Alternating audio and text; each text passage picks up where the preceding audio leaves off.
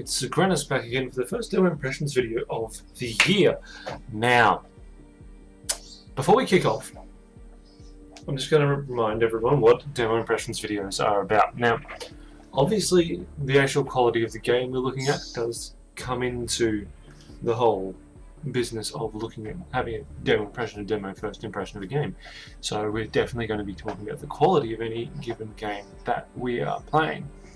But the big thing I also look at with this, because it's something that is a bit of a bugbear of mine, is when I was a kid I grew up and demos were a really big thing. I mean, most major games had demos. It's changed in recent years. I mean, there are lots of reasons for that. It's extra development time quite often, especially to make a decent demo. Probably extra costs there, of course. You may have to prepare it in a different way. And of course,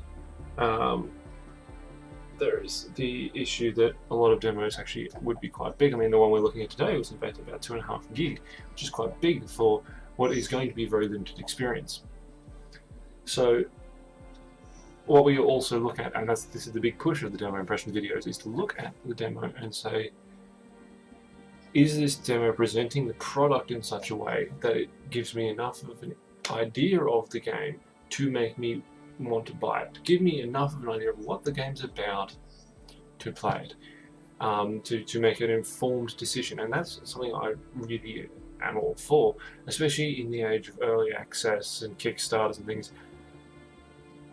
Looking at videos of the footage presented by the developer, looking at screenshots, looking at what they've said in their bump is not enough to give a good idea of a game. I mean, my prime example of this is now 5-6 years old. Elemental War of Magic by Stardog. The back of the box made it sound cool, the art style looked cool. Reading the manual even, you know, all of these great ideas, but they weren't realised, and you didn't know that until you played the game and were horribly disappointed. They did rectify it later on with the sort of the replacement release for Elemental, which is a name I can't remember off the top of my head. Well done. But I firmly believe in demos. I think demos are one of the best ways you can show your consumer a product. You know, like, I mean, I know it's a huge difference in money, but you wouldn't buy a car that you hadn't test driven. Well, I hope you would. I certainly would. So why you wouldn't buy a TV if you hadn't seen it on and seen what its quality was, that kind of thing. You wouldn't buy shoes without trying them on, logically. So why would you buy a game if you have no idea whether you're going to like it? Because, I mean, you can't say, oh, I like this genre, so I like this game, because that's a load of crap. You can't even say, I like this genre and I like this developer, I'll like this game, because Dragon Age 2 exists. But that's what this series is about. We look at a demo every week. We look at the game itself and see if that's well presented and see if it's a good game. But we also look at the demo, because you can have a brilliant game, but if your demo is poor, it doesn't represent your product well. So we've got an easy one this week, because I love racing games. Look out, I've already said I like the genre that this game is. I love cars. But usually racing games have fairly simple demos, because all you need to do is put someone on the track and get them to race. However, before we get into looking at that, as you know, the one thing I do before I start recording is actually set up the game to look its best on my system, to make sure it's running, etc, etc. I'm already disappointed. I am playing with a keyboard. All of the prompts are for an Xbox 360 controller. Huge down marks there. I go to the options menu. Let's have a look. So blah blah blah, yep, all of that, that's fine. Gameplay settings are fine. Display settings. Set your HUD up, set your camera, video, yep, that's fine. Graphics, yep, that's all pretty good. But it's the fact that I'm using a keyboard, so can I change that?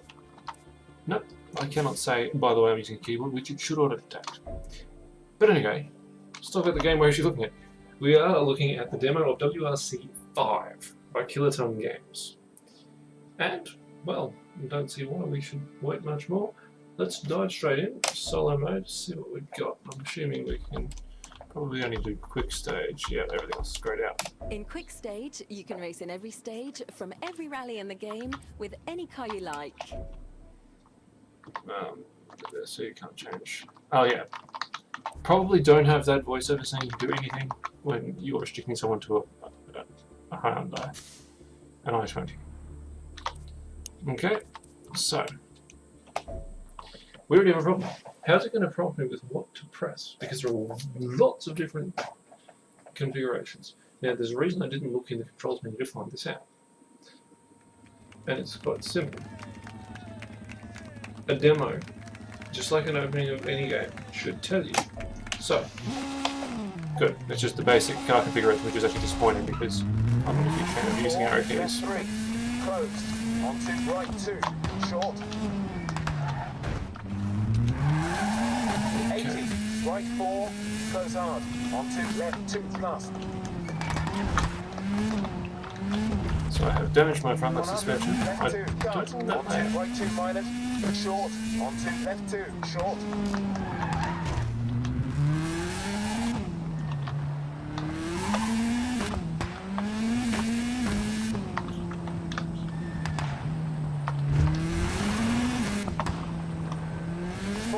Snow, onto left 4, into left 2, short.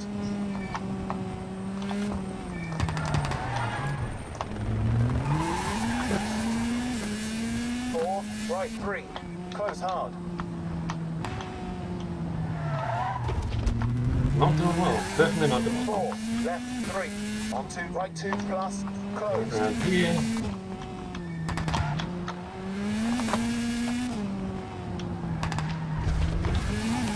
50, crest, left 3 minus, hold, onto right to minus, onto flat left.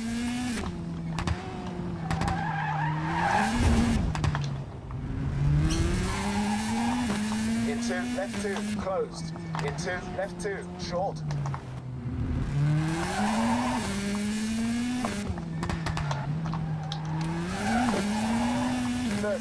Right 5, closed, into left 2, short. It's alright, you can penalty, it's not like it's going well anyway. 30, left 1 plus.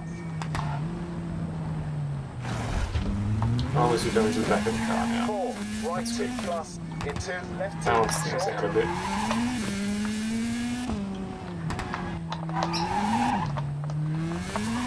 Left 3, 100, onto right 4. 4, care, snow, 30, right 3, closed. 4, left 2 minus. I very nearly destroyed my front left suspension apparently. Yeah, I'm actually noticing no difference in performance of the 50, car. right to minus.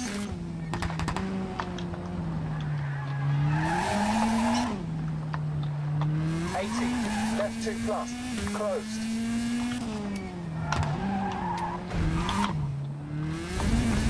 100, right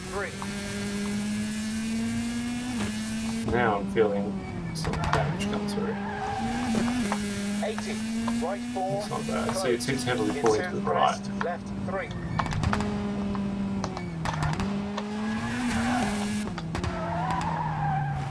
Oh, no, I lost it. I've done it a lot of this car. 30, crest, right 4. And finished. She's not looking too good. Let's be honest. Okay, so that was pretty bad. Okay, so hopefully that's not all the way off, but it probably is. Okay, so can I change the direction? You can change the time of day. That's cool. You can change the weather. Okay, so you basically got a little bit of replayability. You've got three lighting settings and 3 weather settings that you can play with for the demo. But let's talk about a few things. Okay, as a demo, it presents itself as a demo. It's got the problem that the keys, like it's showing controller settings when it hasn't got controller plugged in. That's a huge problem. That's a problem just off the bat. If you're making a game for PC, whether it's a port or not, you have to assume first and foremost that the gamer is using a keyboard and mouse unless they've plugged something else in. But now let's talk about something else. As I said, I'm a racing game fan. That means I've played Dirt, Dirt 2, Dirt 3, Grid, Grid 2, all of that sort of stuff. Lots of Gran Turismo in my life. This is the worst imagining of a rally game I've ever played. The car doesn't feel like it's actually rally. It doesn't behave like anyone else has ever represented it. And I don't think this is an accurate representation. So that's a problem. That's not just the demo, that's the game itself, it seems. So, what do we think? As a demo, it achieves its goals. To be honest, it's a racing game, it gives you a race. However, I would say, if I were to present a racing game demo, I'd present, because that's a snow track, I'd also present maybe a dirt track or something. Just have two different types of tracks, two different cars. Have an early game car and a late game car, a low powered and a high powered car, or a classic car and a modern car. Something like that to show that your game has versatility, has variability, because you are coming into a market that is filled with Codemasters racing games.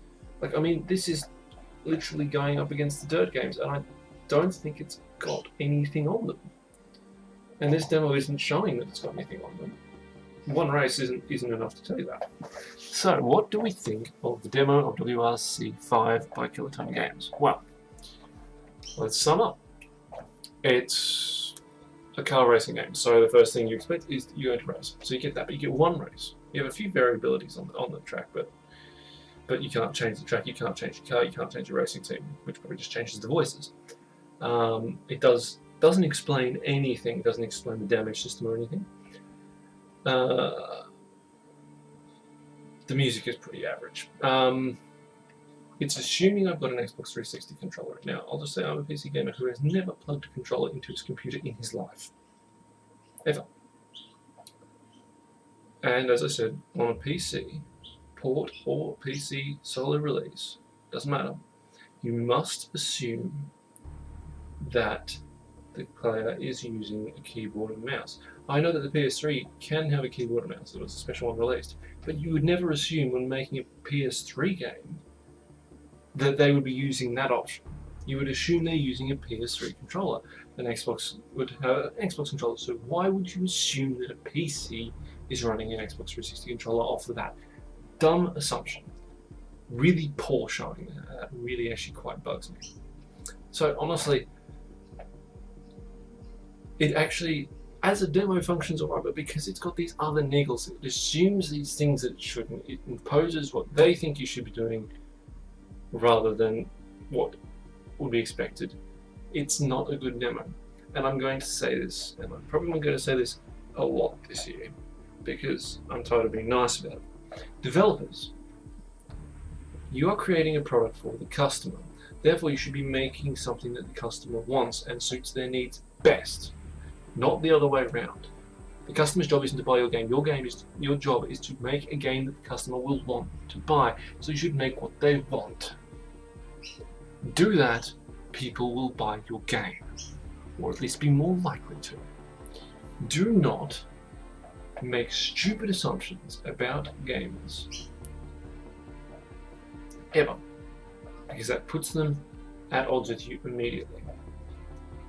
Honestly, maybe it's just because I'm turning into a grumpy old man, honestly, this could have been an amazing demo, amazing driving mechanics, and I'd still be pretty damn edgy about buying it purely because of that controller crap.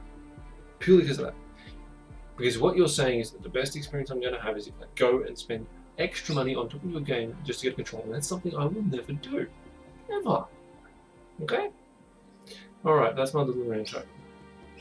Welcome back to 2016, everyone. This is our first ever impressions. Hopefully we'll see one every week.